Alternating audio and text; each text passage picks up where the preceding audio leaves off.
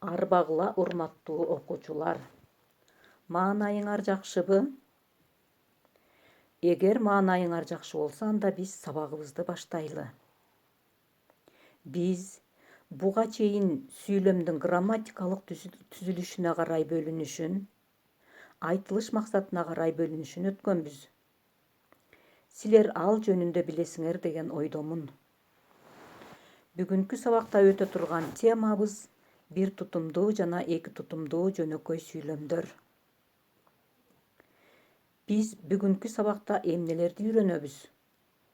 Биринчи, бир тутумдуу сүйлөм менен эки тутумдуу сүйлөмдүн айырмачылыгын, бир тутумдуу сүйлөмдүн түрлөрүн, алардын бири-биринен айырмачылыгын билебиз.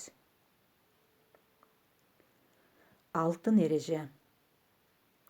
Биринчи, сабакты көрүп жатканыңарда жакшылап көңүл коюп, башка нерселер менен алек болбойбуз. Экинчи, айтылып жаткан маалыматты кунт коюп угабыз.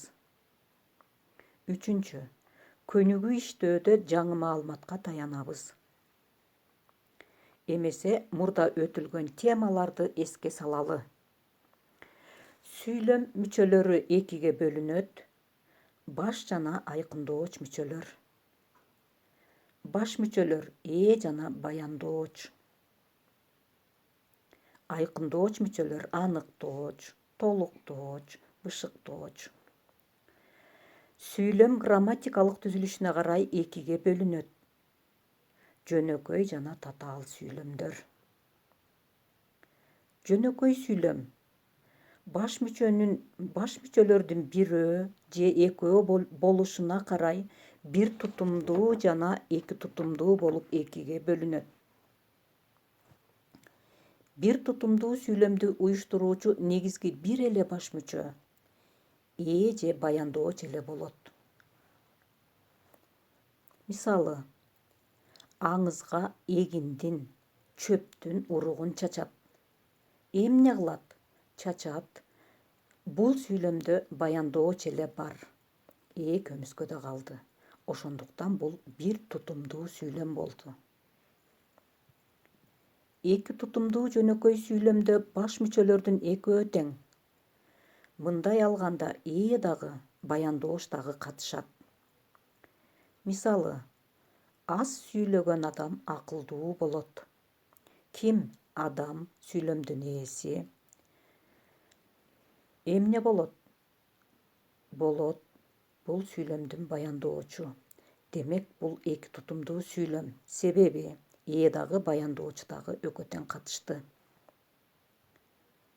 Бир тутумдуу сүйлөмдөр баш мүчөлөрүнүн милдетин аткаруучу сөздөргө кайсы баш мүчөнүн негизинде түзүлгөндүгүнө ылайык экиге бөлүнөт. Биринчи, баяндооч аркылуу уюшулган сүйлөмдөр. Экинчи, аркылуу уюшулган сүйлөмдөр. Таблицага көңүл бурабыз. Баяндооч аркылуу уюшулган сүйлөмдөр төртөө болот экен. Биринчиси жалпы жактуу сүйлөм, экинчи белгилүү жактуу сүйлөм, үчүнчү белгисиз жактуу сүйлөм, төртүнчү жаксыз сүйлөм. Ал эми аркылуу уюшулган сүйлөм атама сүйлөм. Балдар, биз бул сүйлөмдөрдүн ар бирине кийинки сабакта токтолобуз.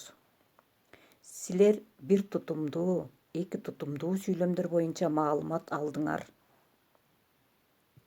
Азыр китебиңердин 217 бетин ачып, 236 көнүгүүнү карайбыз. Ушул көнүгүүнүн экинчи абзацын жазып, сүйлөмдөрдүн бир тутумдуу же эки тутумдуу экенин ажыраткыла. Аткарган тапшырманы жеке тайпага жөнөткүлө. Балдар, ушуну менен сабагыбыз аяктады. Саламатта калгыла.